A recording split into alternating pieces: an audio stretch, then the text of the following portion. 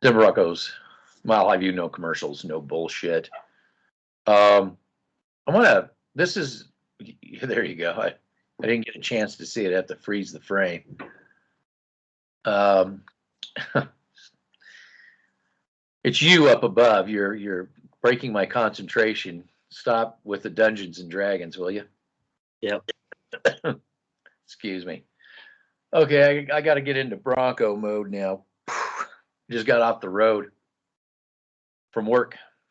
Um, so I wanted to talk about the Bronco zombie apocalypse.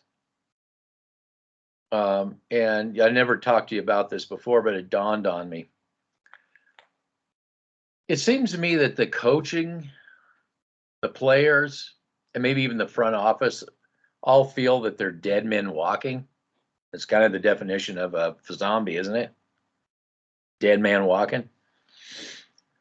Does it seem to you that these players kind of have an attitude like they're on the team of the dead? Like a team that's going, into an abyss that there's, are they even going to be around? Do they realize they may not even be around? What's your take on this zombie apocalypse, Broncos zombie apocalypse? I have a different take than most people with Well, this whole. I don't think anybody even thought about that. But go ahead. Well, I have a different take than what you're saying that correlates to the zombie apocalypse. I think the players on this team are absolutely privileged. Well, I some of them. Some of them are absolutely privileged, and I think that correlates down to the 53-man roster. Not just with those certain players, but it correlates to some players because they see that and they know that they can get away with that. And in any other stable organization, those players that have been portraying that type of uh, that attitude towards the coaches, that the depth players think that they can get away with that because obviously the guys like Justin Simmons, the guys like a Shelby Harris and a Draymond Jones can yell at their coaches and get away with it. And so you have guys like a Baron Browning and a Jonathan Cooper who and a Quinton Miners who see that. And I bet you behind closed doors that they are doing the exact same thing that the guys like Justin Simmons and a Shelby Harris and a Draymond Jones are doing. And I think Baron Browning and Jonathan Cooper and Quinton Miners are absolutely better than those three players that I just mentioned before those certain players. Well, we've certainly seen it on the film. We've certainly seen it on the film. Um, but I think the coaches they also see the beginning of the end. I believe that we have a dead man walking culture. Yeah, has anything going on this week about players and coaches that you want to talk about? They gave Tim Patrick 3 years, $30 million. The coaches did, or John Elway? John Elway. Okay, some people will probably say okay to that and say goodbye to Cortland Sutton. That was something else I wanted to talk about. I wanted to talk about Cortland Sutton. How come in a three wide receiver, Teddy Bridgewater, you wanted to go with Teddy Bridgewater in this three wide receiver Kansas City system? Cortland Sutton was doing great while Judy was gone, and then all of a sudden now is a ghost. Well, we obviously saw the best of Cortland Sutton in the Rich Scangarillo type offense. I think that's not even a question for the feel good fan out there. If you're questioning that, I don't know what you're doing. You're probably singing the praise of Elway getting Pat Shermer, but that's a different subject for another day. We've already mentioned that. But we obviously saw the growth with certain players in the Rich Scangarillo offense and the regression of certain players in the Pat Shermer offense. It's no question uh, that you see it on film and that you've seen it over the past year and a half with this god awful offense that Pat Shermer and John Elway have incorporated into this organization. Yeah, yeah. So they have ghosted. Um, I was going to say Certain. They have ghosted our wide receiver out there, number 14. Yep. Um, And that I don't get this. I don't get this team. I just I don't. And you know what? I'm not going to take anything away from Tim Patrick because I think Tim Patrick is a very good player. And I don't think that Tim Patrick is a guy like a Justin Simmons. Tim Patrick actually worked his way from being an undrafted free agent to where he is now. And I'm not going to take that away from Tim Patrick. I think Tim Patrick is is a really good second to third receiver in this league. And he's shown that. And on the film, he has improved on certain things in his game. I've been really impressed with him on not stopping on routes like he did over the past 2 years. And he's really improved his route running tree. And I think that's a direct correlation to everybody's going to sing the praises of a Jerry Jeudy, but I think that comes from a guy like a Zach Azzani, the head coach or the wide receivers coach, and Cortland Sutton, who got his ass chewed out by Emmanuel Sanders, one of the best route running receivers back in his heyday.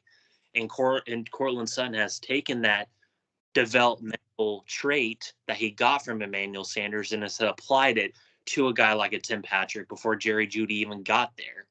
Yeah, do you think that those two probably have a more of a rapport than they have with Jerry Jeudy, Yeah. Mr. Tweet himself, Jerry Jeudy Tweet? Well, also Mr. John Elway pick himself and can get away with anything, Yeah. And can help transform this offense to all the people that were saying that when he comes back, Jerry Jeudy's going to help transform this offense, and has been proven wrong once again, and we're proven right once again. Yes. Yes. Now, was this correlates too with what a Bronco player was saying about privileged players versus everybody looking at these privileged players shaking their head and feeling that if you're not a part of the privilege, then you don't really even exist, right? Yep. That's the culture that we have here. I think it's a losing culture, and I think it's a loser's mindset. And I think that John Elway is the main reason why we have this culture right now, because we have no owner to hold him and Joe Ellis accountable and the trust accountable. And it has trickled down into the organization, which we have fired good scouts, good player personnel type management, a guy like an Adam Peters who no one knows about, a guy that has been developing and getting good player personnel up there in San Francisco, yet they're not having a good year this year. But the player personnel on that team is 10 times better than the player personnel on this roster. There's no question about that. I don't Well, have to think. obviously the Philadelphia Eagles, pound for pound, are better than the Broncos. Um, oh, geez. This brings up what I was listening to STR. Well, now they can't get around the ownership. They want to act like, oh, just the snap of the fingers. This is just gonna maybe a little bit more complicated than that. But when you listen to STR, all they wanted to do is the first thing they should do is build shopping centers and malls and new stadiums. And I just want to say this: can a potential owner actually sit down and look at the history of the Denver Broncos, the history of ownership, and see what worked well, and what didn't work? Take a look at the trust. Don't be like the trust.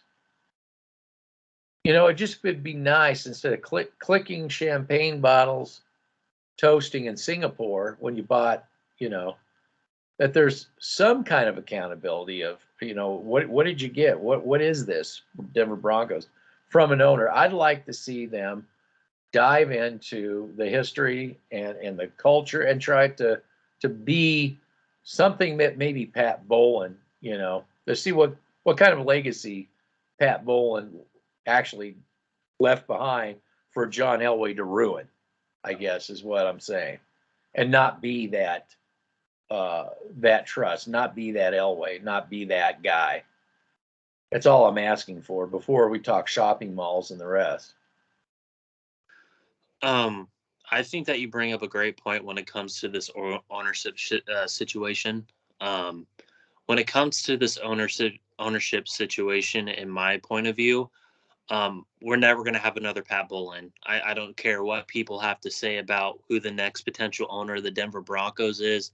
There's going to be no one like Pat Bowlen ever again, in my personal opinion. He was one of a kind man and a one of a kind owner.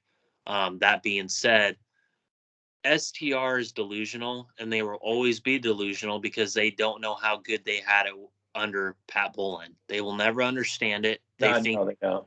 They don't. lollipops and rainbows are going to get them a guy like Jeff Bezos, who I personally do not want to run this team, nor an Elon Musk.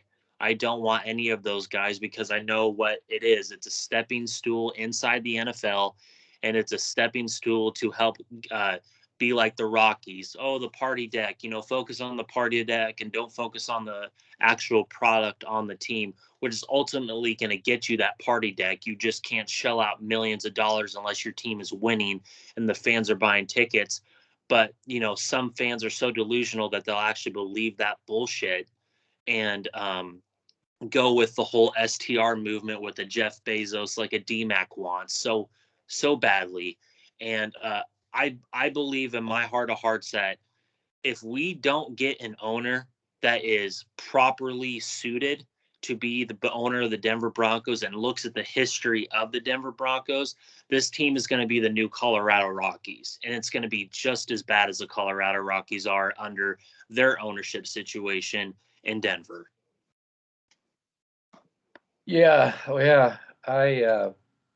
And I honestly think that is what STR wants. They want a Colorado Rockies model, party deck, shopping malls, fancy stadiums, all that crap. And all I want from an owner and all I want from an owner is a guy like the Baltimore Ravens owner, the Pittsburgh Steelers owner, uh, even the Buffalo Bills owner, who just hands off, lets the GM and the player personnel do their thing.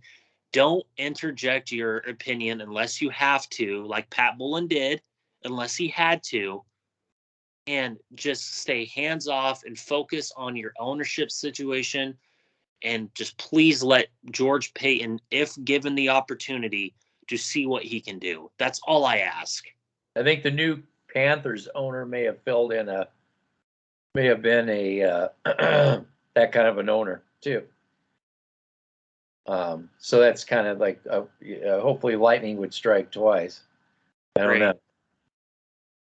Yeah, yeah, but I think you had a point. You said that the an owner may come out of nowhere, and you know what?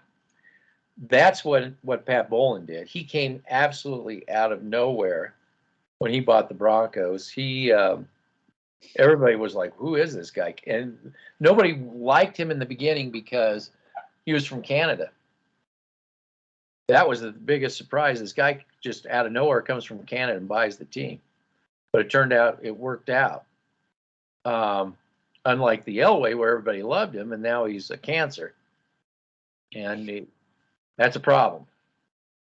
That's a problem. And John Elway is continuing to show his colors when it comes to this organization. And every week, and it seems like every week there's a news article, and Elway just loves those news articles. He just can't go 1 week without having a news article. And it's absolutely good, bad, or ugly. It is absolutely exhausting seeing this team just in the news. I just want this team to do their job and do their job on the field. And John Elway, is that too hard to ask you? Obviously it is, because you like feeding STR all the bullshit in the world, saying that our player personnel is on the level of the Rams, of the Steelers, of the Titans, and even the Bills, just to name a few teams. Yeah, yeah, yeah. These people are. I don't understand where. I mean, you have to be. It's a very small audience. I think that's buying that now. You can sell that. Maybe you could sell it after the Super Bowl, but 6 years out, I think you're losing people. I think it's sounding like the Rockies, like you said. Yeah, it's the Rockies again. I've been trying to tell people that Cleveland Browns Rockies all over again. And you were bringing up points to me during the week that it's all Kareem Jackson's fault, not Justin Simmons. And I told you that's what they're going to start doing. Yeah, yeah. And Justin Simmons is not even a top 5 safety, not even a top 10 safety this year. I mean, you got to be so fully into that orange Kool-Aid to believe that this guy is a top 10 safety. This guy is nowhere near top 10 safety. Why do you think Mika Fitzpatrick, when we faced the Steelers in week 4 or week 5, my apologies, was bitching and yelling at the Broncos sideline? It wasn't because he may have been yelling at somebody in particular.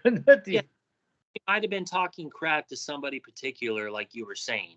Yeah, the guy upstairs, right? And Justin Simmons, who's Justin the new Simmons. PR machine in Denver. Yeah, big hype machine. Yep. So I want to go into a little bit about the film study I did with. I hate doing this, not show the film. But I've been working. Is one the first half? I have to tell you, in particular, is that the entire defensive line looked like statues out there. I mean, just statues. They literally. It was the worst defensive line performance I've seen all year, and I've seen really bad ones. I mean, the one against, even though they won, the one in Jacksonville was bad. Was bad. This was really bad, and that's why I found it really even more difficult to understand Draymond Jones, and I think in particular what he's talking about, because he got a coverage sack. He did get a coverage sack. But he nowhere man. The whole line is a nowhere man. It's bad. I mean, it's really bad. And you were bringing up this unit before the NFL season, so I'm not really surprised on what you're talking about because I expected this from both lines going into this season. Draymond Jones, to all the people that defended him and gave me crap and gave you crap too for just putting out the truth and not the bullshit out there, you guys are nowhere to be seen. And I don't understand why you guys are so happy with coverage sacks. I mean, I get it, but coverage sacks aren't the end all be all when it comes to a player, in my personal opinion. And me and you've talked about this time and time again. This guy he has 1 or 2 good plays a game, and then he's non-existent, just like Justin Simmons. And this guy, Draymond Jones, is a liability out there. I don't think even if you put an Aaron Donald next to him, that would elevate his game. Because I just don't think that he has the requisite skill set to play in the National Football League in a 3-4 defense. I've been trying to tell you he fits better in a 5-3, in a 5 tech, in a 4-3 defense. This guy cannot fit in a 3-4 defense at all. Elway pick. Elway pick. So yeah, STR going on about the this is the Rams player personnel. Is that God. I just is that what they? Well, they're saying that they're up there with all those. They should be. It's all the coaching. It's all the coaching. Yet, I just want to bring up a few examples. Me and you did a deep dive into this player personnel this offseason, correct? Okay. We looked at Vic Fangio in Chicago. Okay. And that's that we've already mentioned that, but I want to bring up Mike Munchak, who had in two destinations, the Pittsburgh Steelers and the Tennessee Titans, he had the ability to get his players on the O-line. And look at what he's been dealt with here in Denver for the past 3 years. It's nowhere close to those former teams. And everybody wants to bring up Tom McMahon. Why did he have so much success in Indianapolis before he got here? I mean, they're developing over there. they're developing over there, correct? Yeah. And we're not developing anybody here except for a few people here and there, like a Jonathan Cooper, Quentin Miners, and a Baron Browning to some degree. Well, that's the problem. They're men out on an island. There's no development even for them. They're just men out on an island. Well, I would say there's development for Javonte Williams when given the proper blocking schematic technique, but it's not. He's developing, and I think Jonathan Cooper, Chad Stearns, and Baron Browning are developing. But those are 4 players that I can name off on the top of my head. My problem with all of that is the culture isn't there. The culture is not there for them. Look at it's almost like Williams is the most glaring example. It's almost as if he's being undermined. His development is being retarded, being hampered, being hamstring. For the $9 running back, and who paid him that money? John Elway, director of Elway's fingerprints are all over this team. That's what I'm saying. They get players that could develop, is what I'm saying.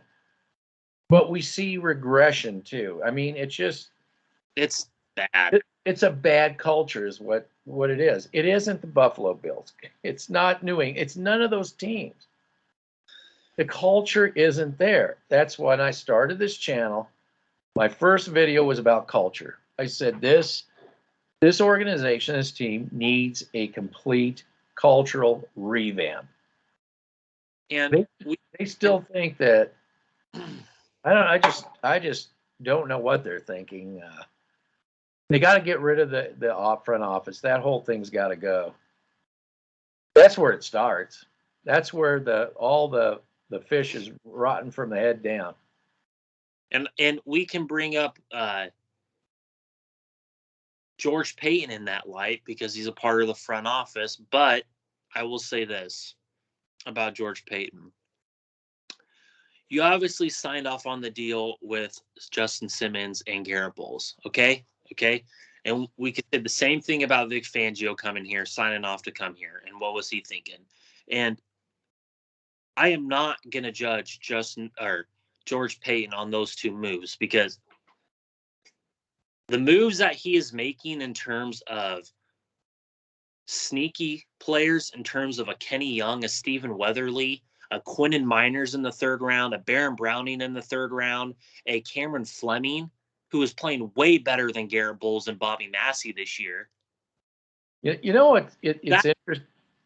Chance because he is obviously showing he knows what he's doing in player personnel. He does understand that. He understands the importance of having depth on this team. He understands the importance of having important depth at certain positions on this team, including the offensive line. Cameron Fleming has been our best right tackle, and this is going to shock people, since Jared Valdir when he was healthy. Let me just say this. You know, it's funny is that it seems like he's doing this even though he's being impaired by Elway. That Elway just being around. In the way you opened up with the right off the bat, you opened this whole thing up talking about players who feel privileged. Yep. Now, how are those players going to feel who actually work hard when they see crap players like Simmons, Draymond Jones getting away? All it does is it undermines all that Peyton is doing. We saw a perfect example of that when Kenny Young's press conference when he came here. with Kenny Young's press conference when he came here. He was not happy to be here because he understood the culture of this team. He understands it. That's why he won't be here next year, and he will be happy to go somewhere else. Okay, I've been very impressed with Kenny Young. Very impressed. You know, I was going to say that this is another thing we need to discuss is Kenny Young. I'm not talking about, you know, being impressed by him. But this is the thing I want to talk about. Well, this is a more important issue for people to understand. How come it took this freak deal for the Denver Broncos to get somebody even remotely good at linebacking that we haven't seen since anything remotely since a Danny Trevathan or a healthy Brandon Marshall or a healthy, yeah. What I'm getting at is how come this has taken so long to get somebody like him? And like you said, it's too good to be true. They'll probably go ahead and let him go because, you know, not Jerry Judy, Josie Jewell, and the other clown is there. It's like, and then they'll hype him up. They'll hype those players up. You know, and you bring up a great point about Josie Jewell and Alexander Johnson. And I'm going to say this. I know that people don't like Josie Jewell, and I understand that. I get that. And I understand where you're coming from with it. You need guys to cover the middle of the field, and I get that. But I thought we saw incremental progression with him at the end of last year and even in the preseason this year. I thought we saw incremental progression in terms of able to understand the importance of recognizing coverage technique and coverage ability in terms of which side of the field you need to cover and be there at the right time when that quarterback is able to have time and throw that running back a ball, just to bring up an example. I wouldn't mind bringing back Josie Jewell for a 1 or 2 year deal and pairing him with a Kenny Young and continue to develop Baron Browning to take over Josie Jewell. I wouldn't mind that. Okay, yeah, we're talking development now. Now we're talking proper development. I wouldn't mind doing that because it brings up your point with Josie Jewell and Alexander Johnson. If I had to bring one of those guys back, I'd bring back a Josie Jewell because on the film, I thought he got better at the end of last year and in the preseason this year when he was healthy. That this guy looked like a completely different linebacker than what we saw the past 2 to 3 years before end of last year and the beginning of the preseason this year. And I understand it was preseason, but it was just great to see a linebacker that understood the coverage ability and understood where he needed to be. And Alexander Johnson is lost in that aspect. Yeah. Yeah. But that's my opinion. I wouldn't, but I'm thinking about it in a developmental way for Baron Browning because I love Baron Browning and I think he has the ability to be a good linebacker if properly developed. Properly developed. But they're probably going to lose. They're going to lose Fangio. That's a foregone conclusion. I know. He's gone. And that's just a shame. Yeah. So, goes back to this ownership thing. Just have to wait and see. That's just, so how's this rest of this season? Is it basically? I can't see this. I don't see it. I can't see these guys doing anything. I just can't. No, I can't. They had their chance these past 2 games, okay? And the Cowboys obviously overlooked them. I mean, it was obvious. And the Eagles are getting better and better each week. You know, they might not be the best team in the NFL, but 1 to 2 years down the line, if they're continuing this development track, they're going to be a damn good team again. And they're going to be back in the playoff picture and even probably the Super Bowl picture with both those lines. I mean, that was an ass kicking. It was an absolutely butt kick. It was so bad. Yeah, the trenches. It was bad. And I didn't hear anybody in STR. I'm sure that the online platforms, nobody mentioned that slaughter that was going on. That's what I'm saying. I just can't understand where they're saying that we got this great player personnel. I know that it just seems like Munchak and George Payton, they're all trying to get something done. But they're like paddling up a heavy stream of John Elway, just pushing everything that all the good you've done, just pushing it back. Well, we saw that play out this offseason, I think. I think it was clearly illustrated for us to see that we saw it in the draft. It was a complete 360 after rounds 1 and 2. It was a completely different story when you look deeper into the free agent pool, what we got, the type of players that were brought in. Those weren't John Elway players in terms of depth modifications. They weren't. Those are not John Elway players. Cameron Fleming is not a John Elway player. That is a George Payton player. Okay? And You when know, in my go ahead. no, and this will be the last thing I say about that. I believe that George Payton was brought in to do the backup, the hard work behind the scenes in terms of depth personnel and getting those scrappy players. And John Elway, you can do the easy stuff and get the guys like a Ronald Darby on a 3-year, $30 million contract, re-sign Justin Simmons, re-sign Garrett Bowles, draft Patrick Surtain, draft Javonte Williams. You can have that.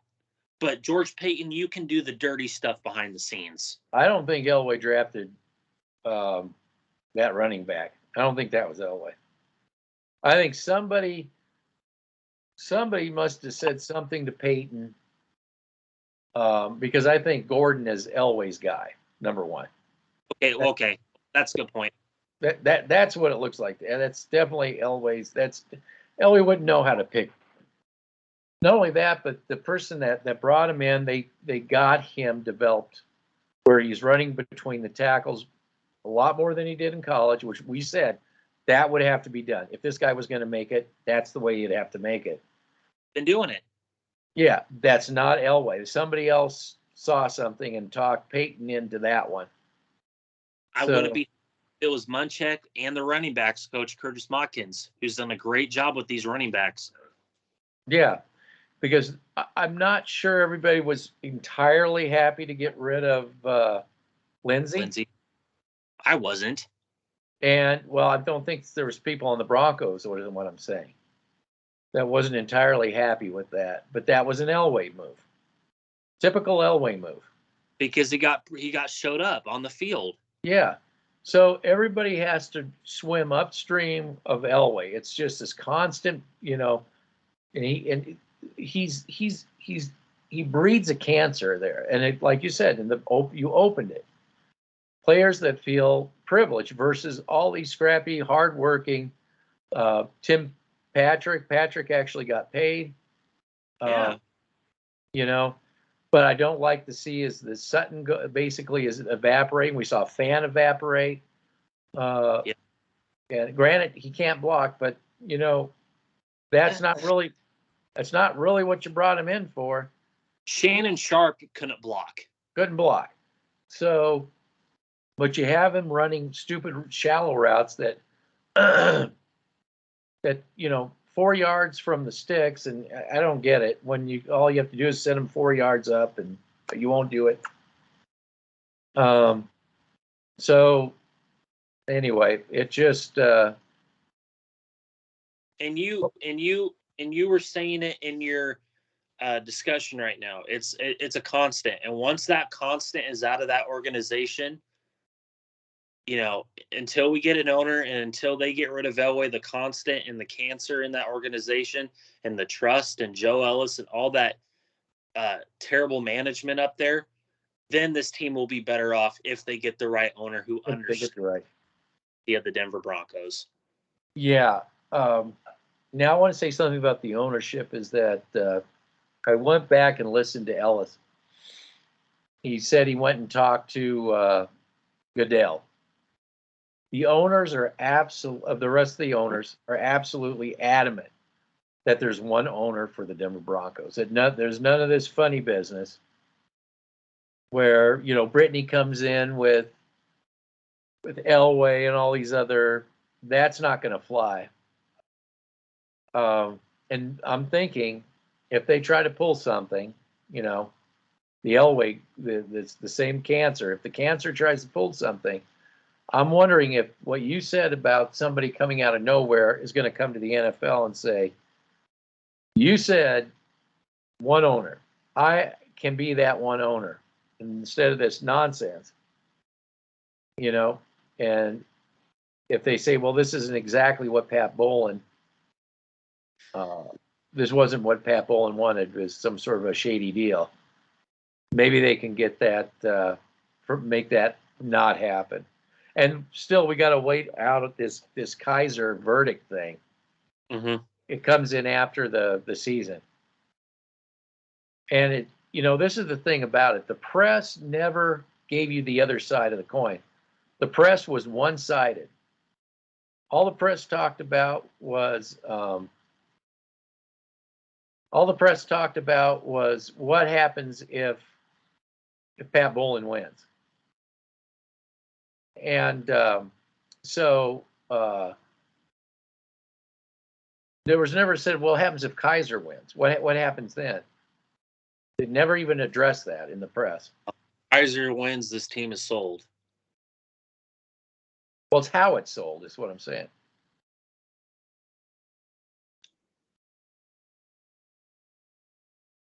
Yeah.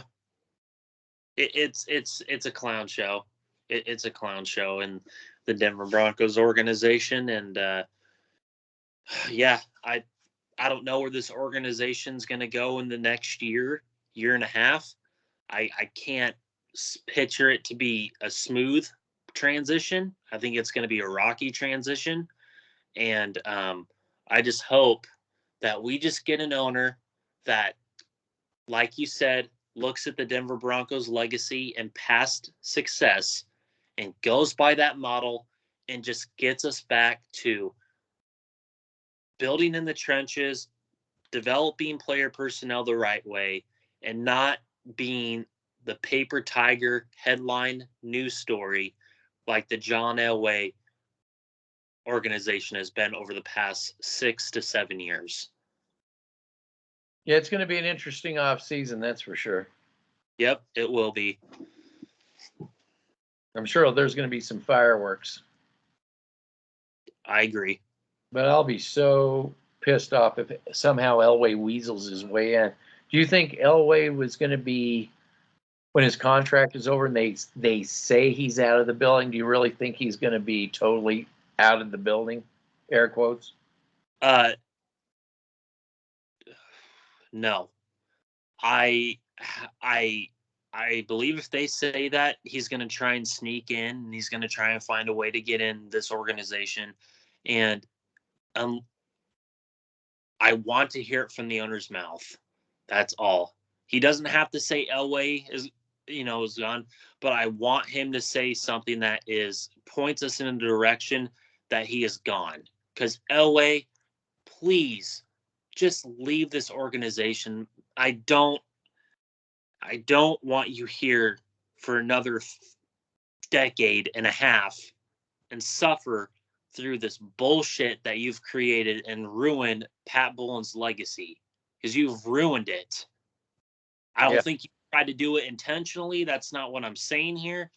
But you have disrespected so many players and you've disrespected so many coaches. And you've disrespected so many management, and that's why Adam Peters will never come back here, because you disrespected him, and that's why he's in San Francisco with Kyle Shanahan and John Lynch. Yeah. Yeah. Unbelievable. Yeah, he's got to go. If I had the choice, and if we could go back and we had an owner and George Payton wasn't here, I've liked what I've seen George Payton out of depth moves, but if I had to pick a guy, it would have been Adam Peters, because I know what he is capable of. He comes from the New England pipeline. He comes from the Denver Broncos Pat Bowlen pipeline and understands the development and traits of an offense and defensive line. That's why they went. That's why they drafted 3 to 4 defensive line players in the past 3 to 4 years in the draft, ladies and gentlemen. But we can't have that. We get Patrick Surtain. We get Bradley Chubb. We get all these players. Garrett Bowles, not a Ryan Ramczyk, not a Quentin Nelson, not a Tristan Wirfs, not a Rashawn Slater. Simmons. You get Simmons. That's a third-round pick. You get Simmons. Now, that's competition. Peters, that's competition. He's got to go. I can't have competition. It's what I say, Mr. Elway. I say, I agree. And all of my players, you don't touch them. And then they get absolutely destroyed in game and on film. Yeah. Whatever, man. You know everything, John Elway. You don't know how you won those Super Bowls. You never will. You just never will, man. You don't know. It's amazing. It really is amazing. You would think as a quarterback and a guy that late in his career, why he couldn't win a Super Bowl. And when Alex Gibbs came here and revamped that offensive line, and they went after a guy like Gary Zimmerman, and Pat Bull, man, just absolutely mind-boggling. Just woo. Yeah, this has been brought up by other people too. It's not just you. I just say this to all the people that disrespected you with the Mac Jones assessment. Those guys, that team in New England looks like the 2001 Patriots. They're getting there. They're getting there. Well, they're getting there, but man, they are hitting their stride, and Tom Brady's team is starting to dip. Yeah. So I said that guy needs to go on New England because that's perfect for that. He fits that system. They build and they know how to bring in offensive linemen. They know how to bring in defensive linemen. They know how to build an organization. I agree. They know how to do it. Not I think I know how to do it, and I'm my crappy picks. I'm going to just hang on to it. And everybody who's doing better, get him out of here. Get him. That's got to go. That crap's got to go. I agree. Yeah, I don't like being here when I do this. I am exhausted. Okay. And I wish I didn't realize it even was as late as it was. But it is. Is there anything else that you've been thinking about? I know there's been 10,000 other things. I was all riled up, but I'm so friggin' exhausted. It's usually STR just blowing crap all over the place. That's best. Yeah, it's just this idea that they have this player personnel that they don't have, and I don't see them, doing much more than they've done so far. The conference is going to be very difficult for them. Not saying that they're going to lose all of those, but I'm just going to say it's probably not going to go as well as they'd like. I'm even waiting for a Lions victory on the Denver Broncos, of all things, just to put a really dagger into this situation. So we never did talk about this. We never did talk about a coach running after coaches. Let me just ask you: if you're a good candidate for an NFL coach somewhere, you're the shit hot thing. Are you going to jump on this because there's only 32 teams, or are you going to wait? Are you going to wait for the guy they hire before the owner comes in, and then we'll see later? We'll check it out later. Which way would you go? I would wait it out for another year and see what my options were, because I sure as hell ain't going to come to this unstable organization and have the media in Denver ridicule me if I blink and I don't do what they say and do what I want to do and build a team properly if I had the opportunity. Well, I don't even think they're looking at the media. I think they would be looking at ownership. I think they would be thinking, well, They're, yeah, if I get there, I mean, if you're a coach, you're going to be thinking, I need at least a few years to get this thing, And of course, you're going to sell me that this team just needs a little tweak here and there, and it's all. And I'm not. I'm like, it I just don't know. needs it just needs a reboot. Just needs a reboot. Or some sort of bumper sticker slogan. I'm like, if I'm in the middle of this and this owner isn't happy, I mean, the owner, that owner situation is just looming. Yeah. So they're just kind of screwed. I don't know why you'd fire Fangio. Just keep him. Whatever. Yeah. All right, that's just my take with the coaches. It was Merrill who just said, no, just get just because anybody who wants to come here, they just want to get here. Yeah, when Pat Bowlen was here. Yeah. I mean, Marilette, man, just stop talking about football, please. You're so bad at it. Yeah. Just stop, please. Yeah. All right, I'm being summoned. All right. Well, my next head coach for the Denver Broncos, and I'll end it off with this, will be the Water Boy. Yeah, that's what I said. I think I was the water boy, but your strength and conditioning. Yes, strength and conditioning. Zach, yep, absolutely. Yeah, you got it. All right. Then the ownership. All right. Yep. Then Jeff Bezos. Yeah. God. No. All right. Take care. All right. Bye.